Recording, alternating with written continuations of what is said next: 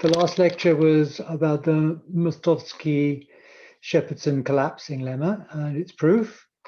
I don't know whether, now you've seen that, you have any questions about it. If not, we're going to move on to the next section, which is about, well, this is more like the title of the chapter, Initial Segments of the Universe. So the idea is that we can cut up the universe of sets in different ways. We could cut it up by ranks, where we use the V alphas, V alpha plus 1 being the power set of V alpha, or V lambda is the set of sets of rank less than lambda.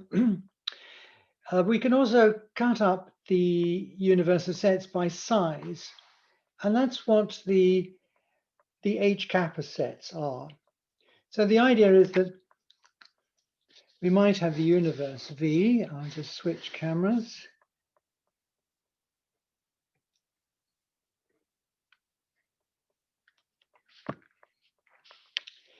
We may have the universe here, V of sets, and ordinals, as always, up the middle. And we might simply just say, right, I'll take the collection of all sets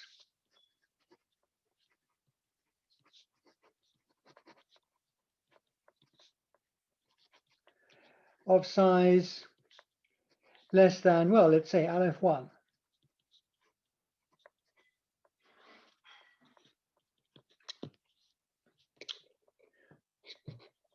And that's a perfectly legitimate thing to say. But actually, this is a proper class, right?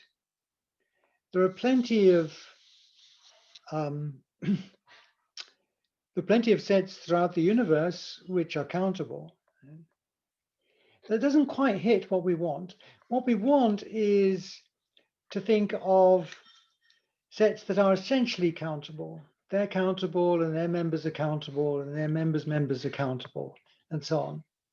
So we look instead for the collection of sets that are hereditarily of cardinality omega. So, for example, I could look at this set here, the Aleph n's for n less than omega. This is a countable set. It's just the first omega many Alephs here. So this is countable. But of course, it's got uncountable elements in it. Apart from Aleph 0, they're all uncountable. And likewise, I could take any Aleph alpha. You could give me an ordinal no matter how large, and I could always just look at the Aleph alpha plus n's. Again, this is another countable set.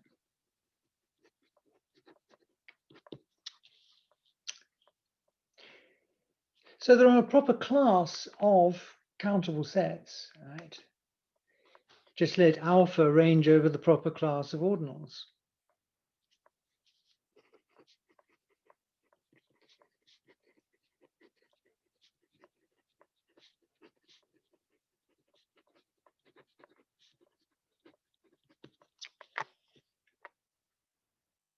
What we want is somehow a collection of sets that are intrinsically countable.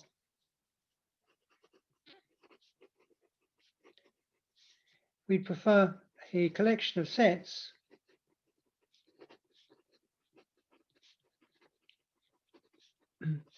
which is somehow intrinsically countable.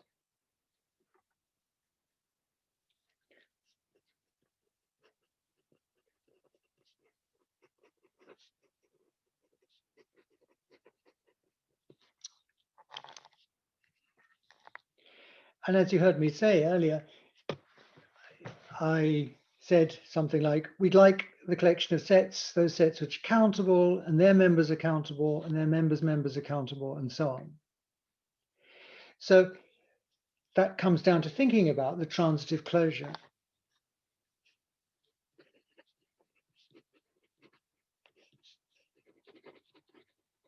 So we take all those sets whose transitive closure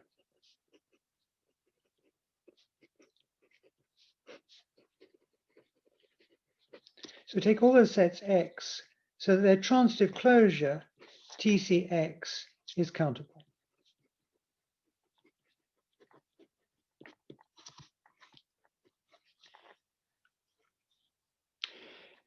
Now this is just a set of things, it turns out. So these will all be contained in an initial part of our universe, right?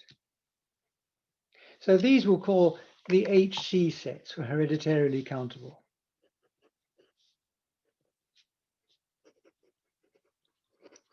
Hereditarily countable. In general, if we say something is hereditarily of property phi, we means it's got property phi, and its members have property phi, and its members have property phi, and so on. So HC, hereditarily countable. Everything in the transitive closure is countable. So it's the collection of sets X such that the cardinality of TCX is less than or equal to omega.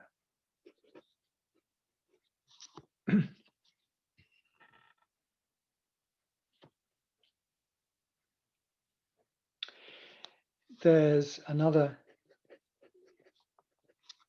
thing that could obviously spring to mind, hereditarily finite sets.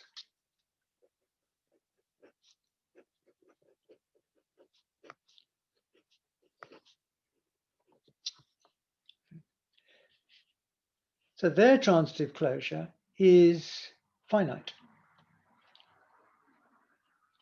So hereditarily finite.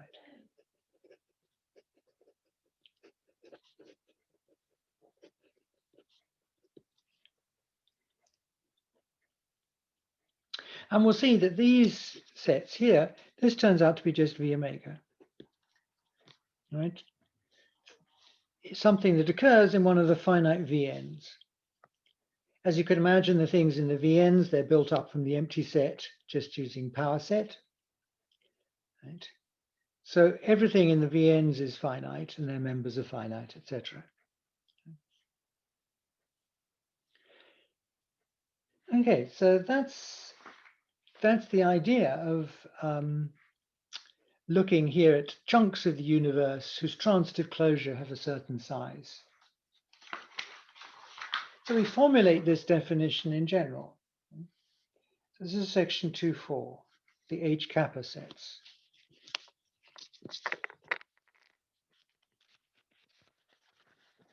So do jump in if there's a query.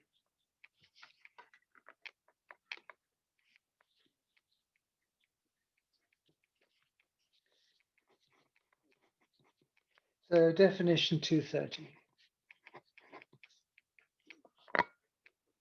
So page 27.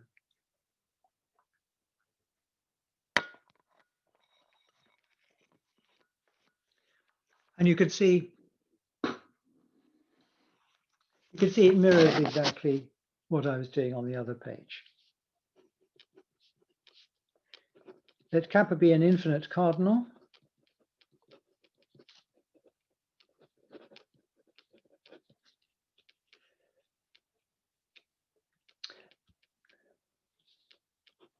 So H kappa is defined to be the collection of x's such that the transitive closure of X has got cardinality less than kappa. So what I called HF is just H omega, and HC is H omega 1, right? Things of cardinality less than omega 1. So these are so widely used that they get these special names, HF and HC, but H omega 2, H omega n, and so on, these don't have special names here. So we're going to investigate this definition a bit here. So the H kappa sets, this is a way of thinking of an initial segment of the universe up to kappa.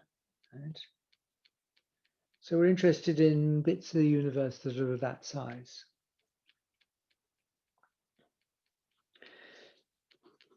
So let's see how this goes.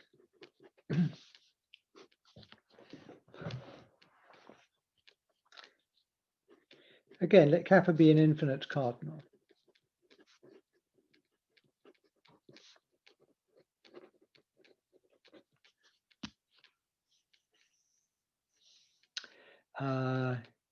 We don't bother with finite cardinals here. You know, I don't do finite. Now, the sets hereditarily of size less than 23, right? This is not of an awful lot of interest. So quite a few of the clauses of this lemma are exercises because they just come from the definition. So we're just listing some properties here.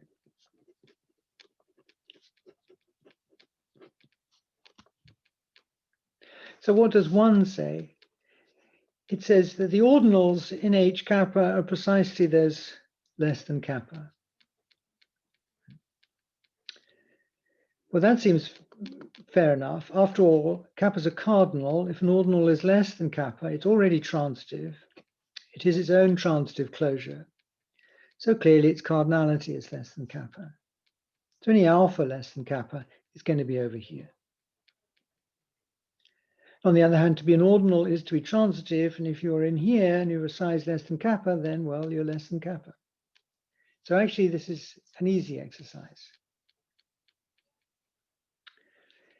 The fact that H kappa is transitive, you have to show all members are subsets, but if a set has transitive closure, size less than kappa, all its elements have transitive closure of size less than kappa. So that immediately makes H kappa transitive. So that's an exercise, right? As are some of these other clauses, as I said. So 2, H kappa is contained in V kappa, but not necessarily the other way around. So being a subset of H kappa, it's always a member of V kappa plus 1. So it's a set here, and its rank is kappa. And that's where it appears in the V hierarchy. It couldn't appear at an earlier level in the V hierarchy because it contains all the ordinals up to kappa. So let's look at the proof of 2. Again, just taking this from the notes.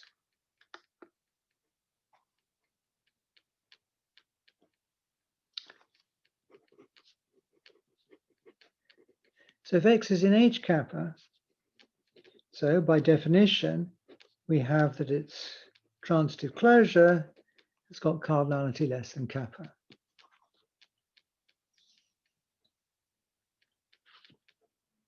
Now we're going to use exercise 1. We're going to deploy exercise 1.2.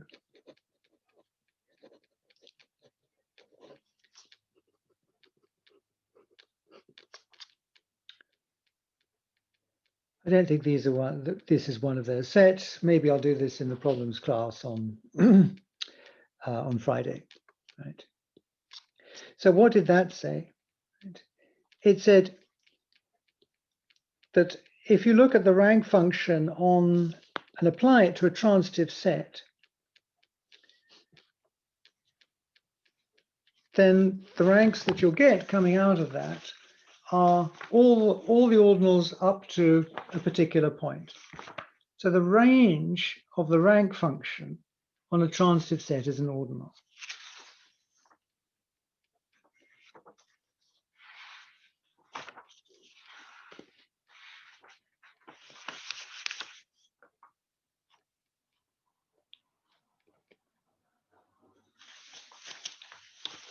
Yeah, that's exactly, I'm just looking back, that's exactly what it said.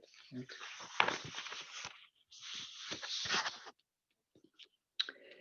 That just said if y is transitive, then the rank function applied to y is an ordinal.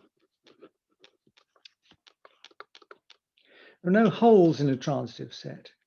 So actually, a transitive set has got members of every rank up to a certain point,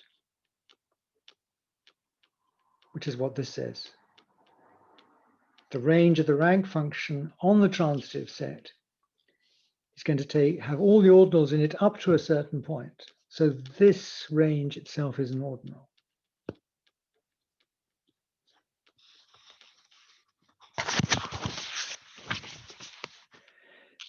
Okay, so here's a transitive set, TCX.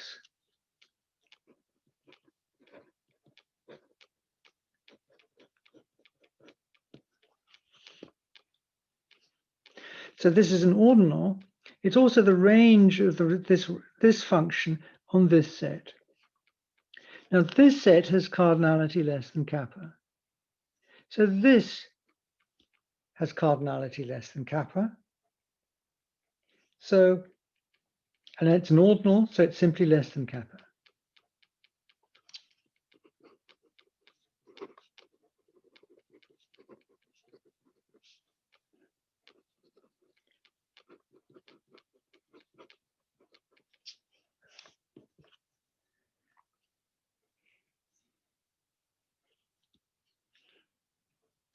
So what we have then is that the rank of a set X, which is the same as the rank of its transitive closure, here, must be less than or equal to this theta here, which is less than kappa.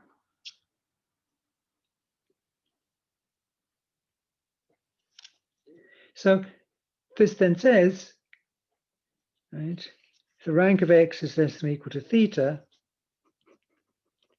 so thus X is contained in V theta, right, here. So it's a member then of V theta plus 1.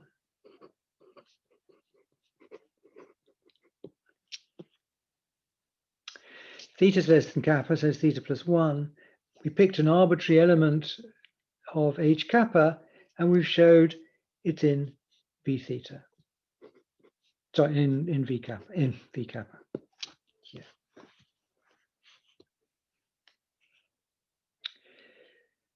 So that finishes this part.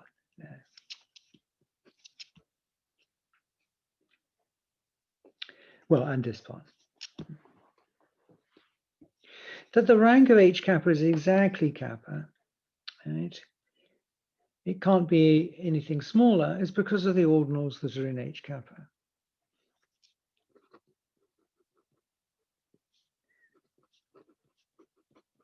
Since kappa is contained in H kappa by part 1,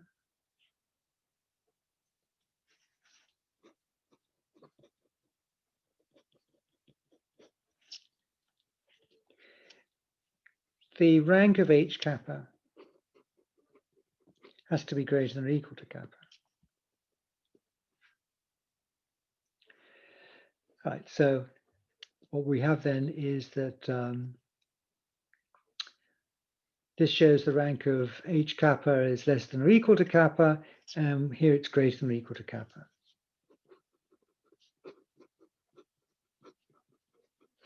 Which is what we want over here.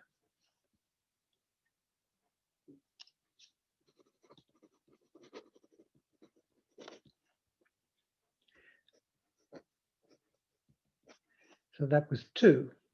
Yeah.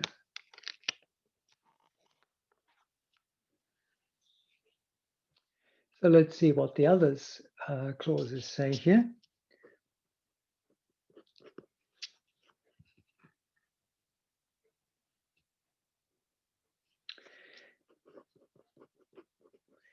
If I've got an element of H kappa and X is a subset of it, then X is in H kappa.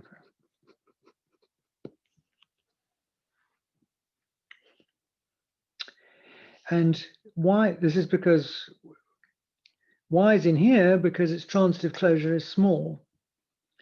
The transitive closure of x is a subset of the transitive closure of y, because x is a subset of y. So the transitive closure of x is small. So x is going to be in there as well.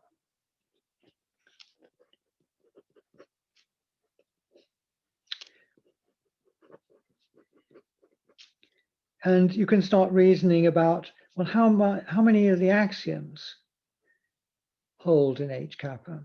Well, this will say pair set holds.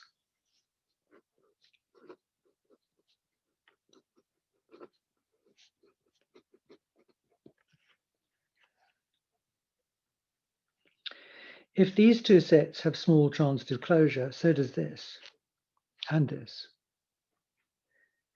So these in H kappa are going to mean these are in H kappa here.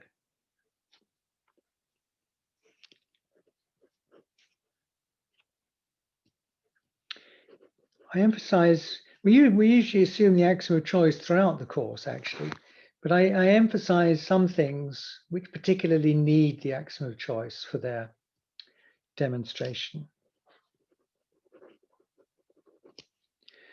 Suppose I take a regular cardinal.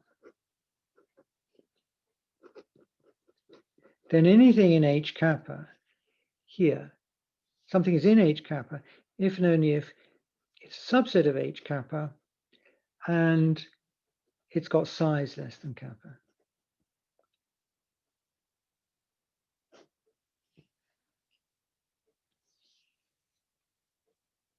Right, so it's enough for it to be small and all of its members to be in H kappa. And this actually only holds when kappa's regular. It's an exercise to show that this will fail for singulars. Right? So you can test your understanding of this by trying to find, well, just take any singular, take Aleph Omega, right? First singular cardinal. Find a counterexample to this here.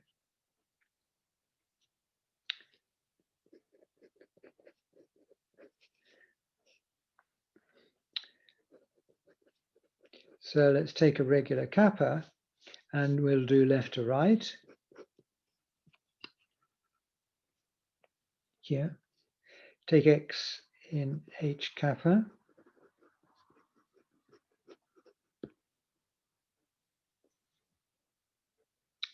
So it's transitive.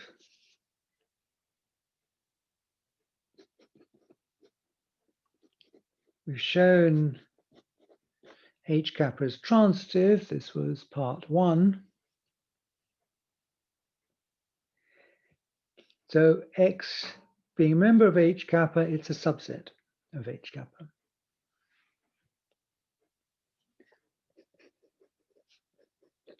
X is a subset of its transitive closure here.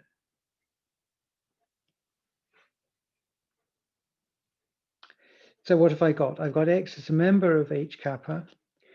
Right? I've got then that X is a subset of TCX. So TCX has got cardinality less than kappa. So X has got cardinality less than kappa because it's a subset here. And because H kappa is transitive, X is a subset of H kappa. So I have this.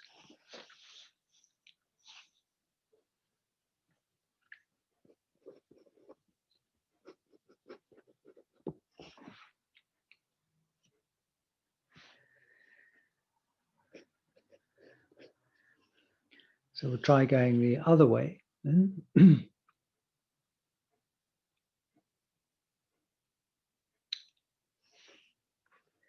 So what is TCX? This is X together with all of its TCYs smushed together.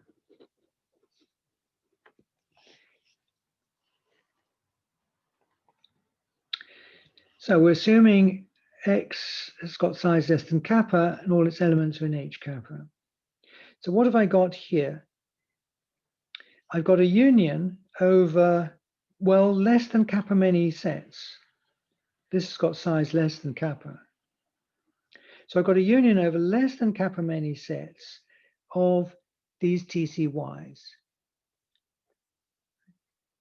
But the elements y of x are all in H kappa by the hypothesis here. So these TCYs also have cardinality less than kappa. So I've got a union of less than kappa many sets, each of which is of size less than kappa. Using the axiom of choice, one shows then that this union is of size less than kappa. So I've got something of size less than kappa, something of size less than kappa. This has got size less than kappa. Therefore, it's in H kappa.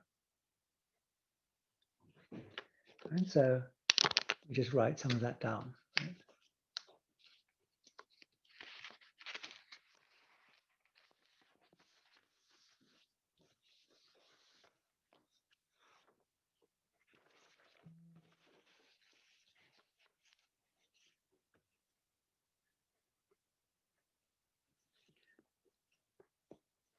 So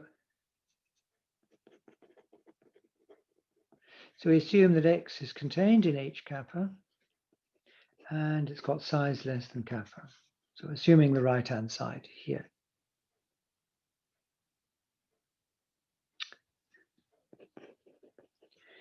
Then each TCY for Y and X satisfies TC of Y has cardinality less than kappa. Because of this,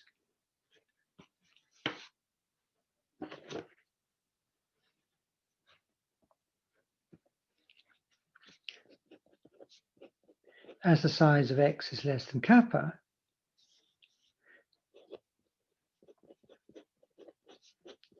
this bit here is a union of at most kappa many sets here,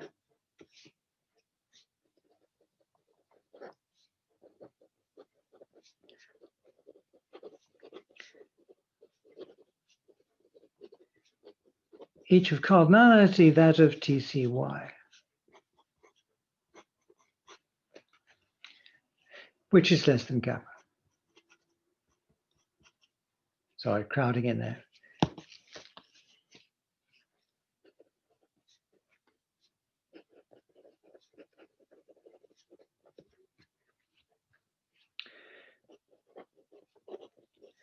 By AC, such a union has cardinality less than kappa.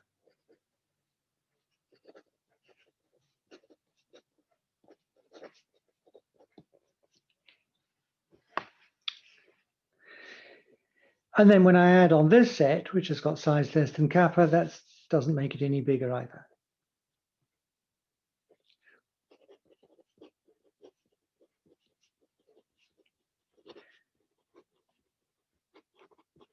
We end up with TCX has got size less than kappa.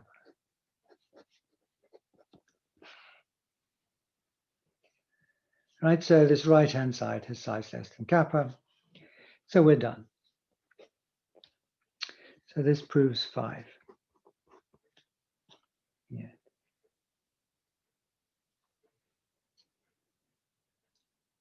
Okay.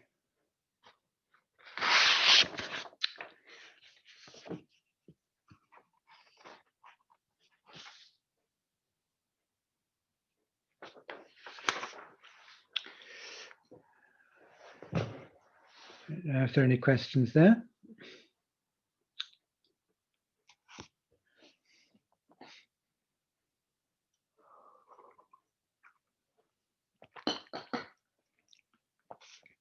Okay, so now I alluded in clause 4 to the fact that some of the axioms of ZFC may hold in H kappa.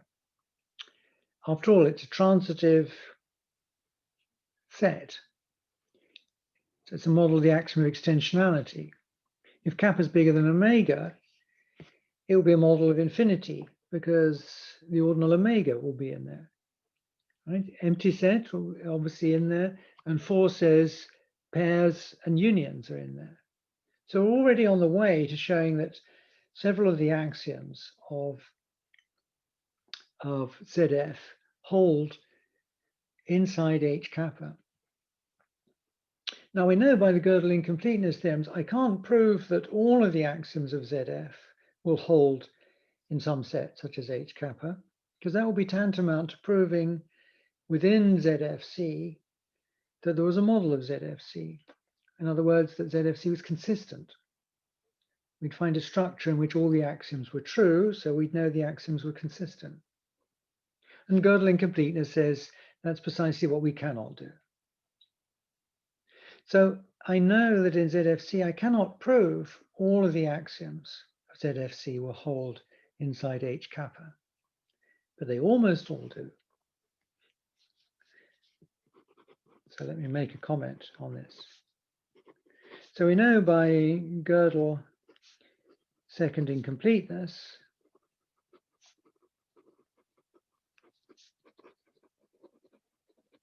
and sometimes I write that as G2IT, instead of having to write the whole phrase out all the time. That ZFC cannot prove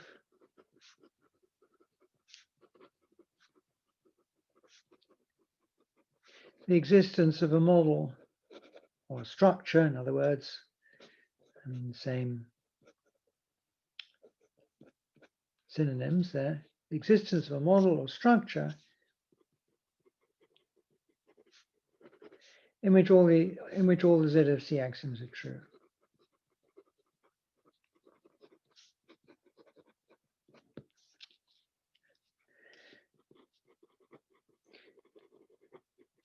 Because that would be to show that the ZFC axioms were consistent.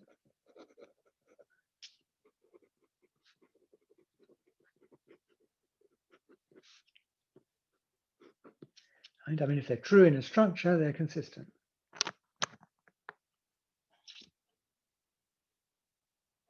So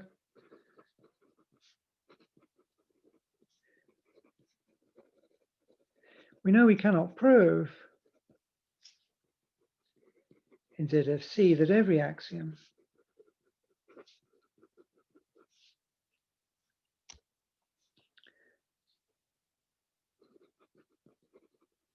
holds in a given H kappa.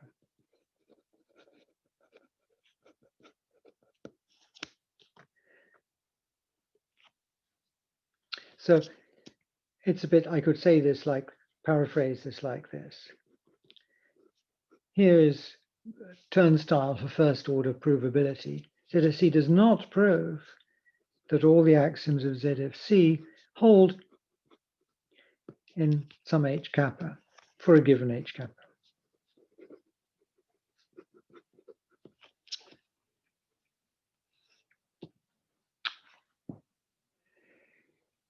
Nevertheless, we get very close.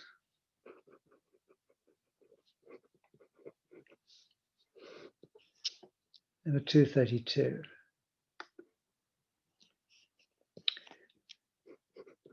So we need choice here.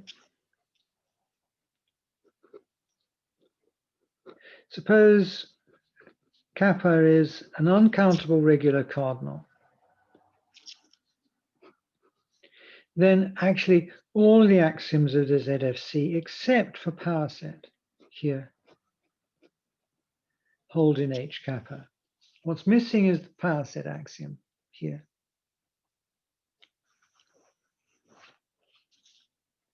So this is a little bit of an abbreviation.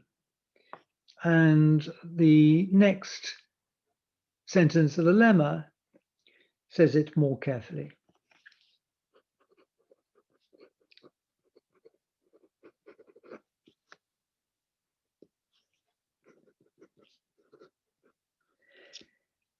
Suppose I've got a list, a finite list of axioms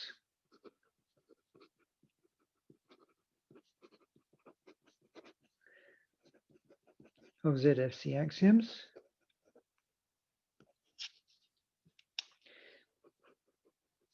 Then what we're proving is in ZF with choice here, we're proving that if omega is an uncountable regular cardinal, then this big and, this double wedge and here, the conjunction of these axioms holds when relativized in H kappa. That's what we're proving in this lemma. Right?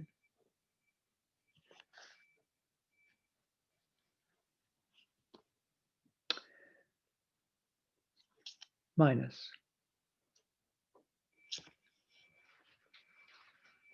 Yes, ZFC minus. Omit power set. Right? So that's what the minus effectively means. Omit the axiom of power.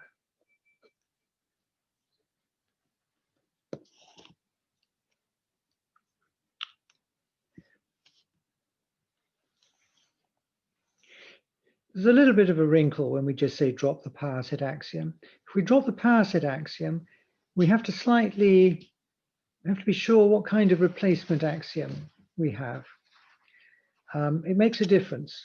So actually, when we drop the power set axiom, I think of the replacement axiom in the form of the collection scheme.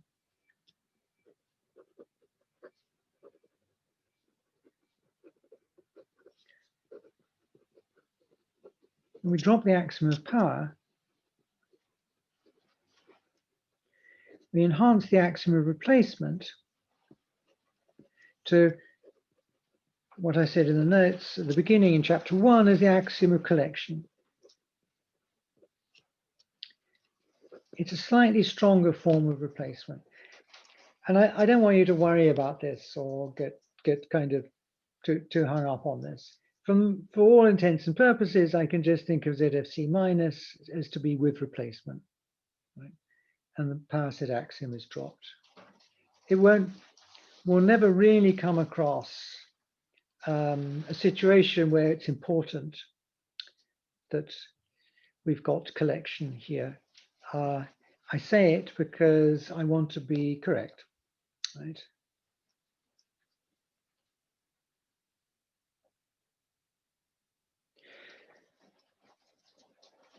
Okay, so what do we do? Well, we just go through, I'll just go through informally, and we just tick off the fact that the axioms hold in some H kappa of the kind that we're talking about.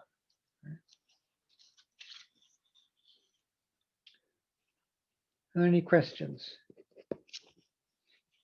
about what we're up to?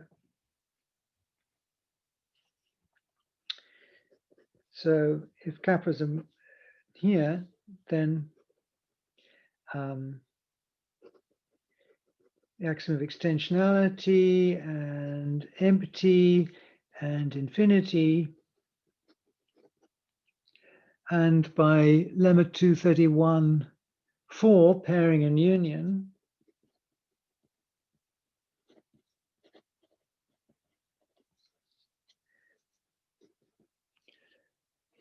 this was lemma 231(4). Here,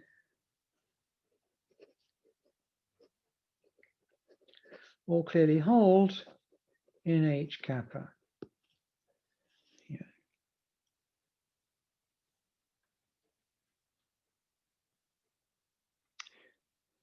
So, what are we left with? We're left with separation, axiom of choice, foundation, I should say something about here, and this collection.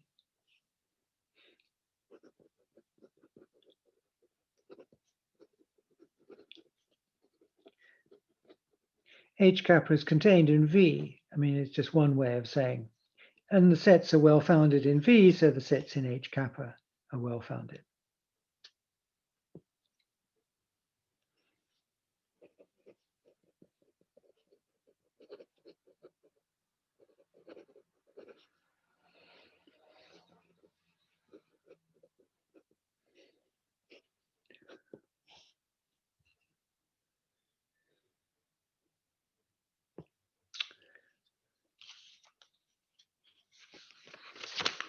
Okay, so we have the task of looking at separation of the other schemes that I just mentioned.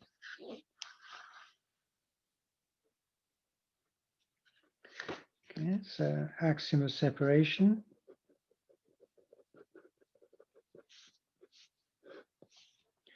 So that said, if I have a term, so let me say B, right? If B is a term, right, and X is in H kappa, we want B as interpreted in H kappa intersect X to also be in H kappa.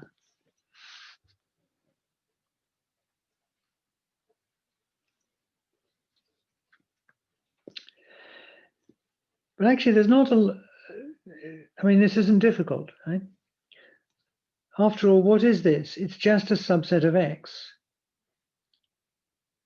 X is in H kappa. So all of its elements are in H kappa and its elements and so on are in H kappa. So this here, again, this being a subset of X, all of these elements here are in H kappa. And it's not big. If TC of X has got size less than kappa, then this here has got size less than kappa. And its transitive closure, B in H kappa, has got size less than kappa. Right? And there's nothing fancy going on here. Transitive closure of this is contained in the transitive closure of this. So if this is small, this is small. Right? So there's nothing there to be done, right? Its transitive closure is less than kappa, so it's in H kappa. So we're done there for that.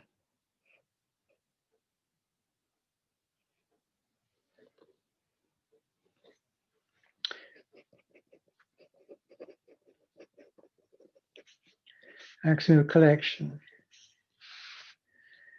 Well, I will do this properly and do collection rather than separation.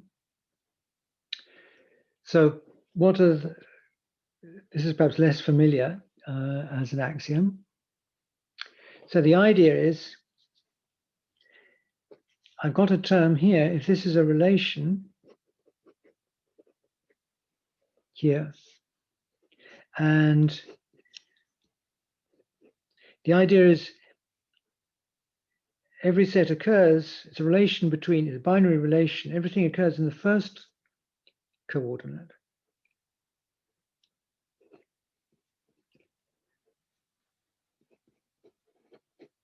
So I pick any set, X, R relates some member of X to some other set. Right? So it's not that I pick any set, the relation has something to say about the members of X. They're related to other things. It may not be a function like in the replacement scheme, but R has something to say about every set here. Now, if this holds in H kappa,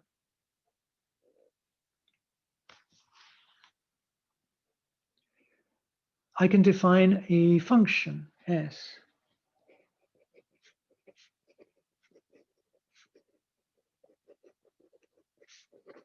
Defined in V,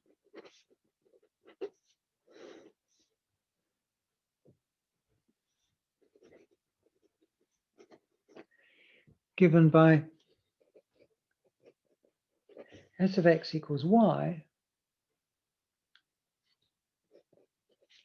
if and only if R relates X to Y. Both of the gadgets are in H kappa.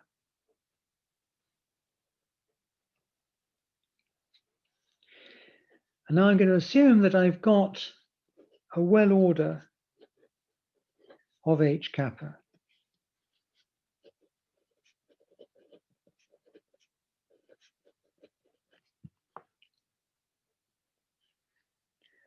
Right, so I use AC here. I assume I've got a well order of H kappa. Every set can be well ordered. So let's this curly less than be such a well order.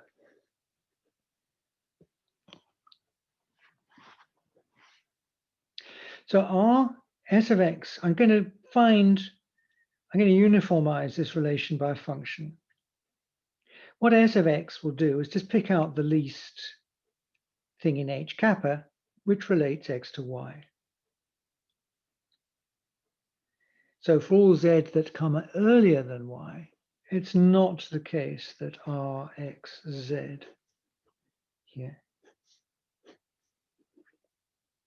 So Y is the least thing that gets R related to X here.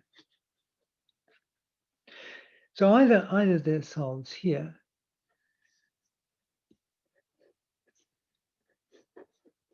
or X is not in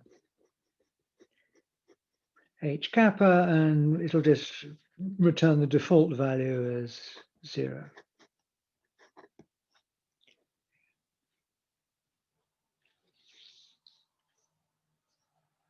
Now, so this looks a little bit long-winded, and it is actually.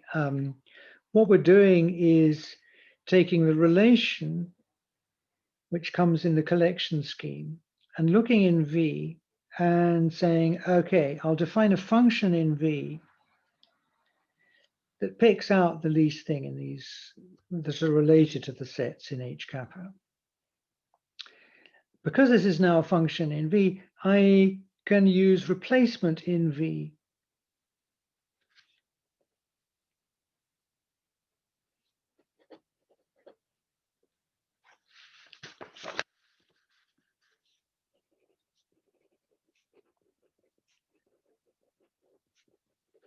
Now I use the axiom of replacement, still in V, here.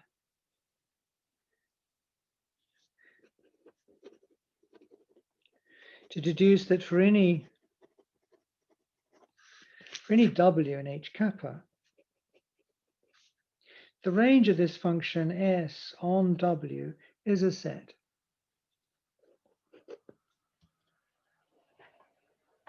Right? So this is W, not omega.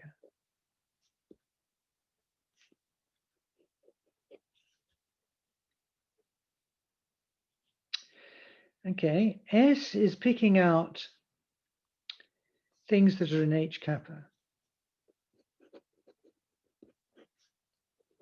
So S on W is contained in H kappa.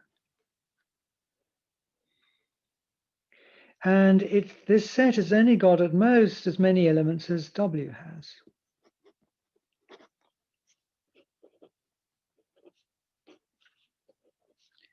Or equals.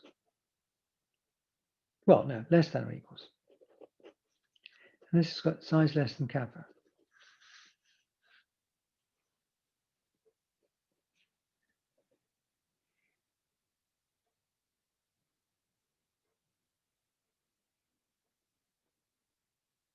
So what I've got here is a collection of elements of H kappa of size less than kappa. So now I apply lemma 231.5.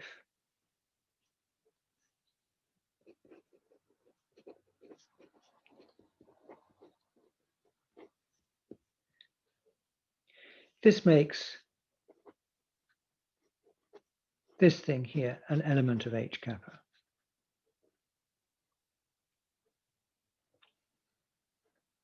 So this is what we want from the axiom of collection, right? I want to be able to find a collection of sets related to the elements for any W that we might have in H kappa.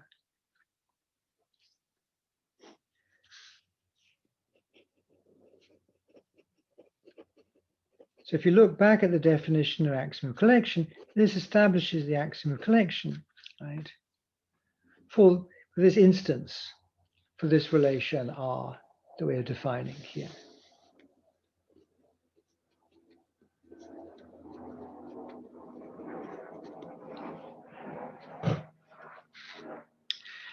Okay, I think you should not worry about this. I mean, it's slightly involved here.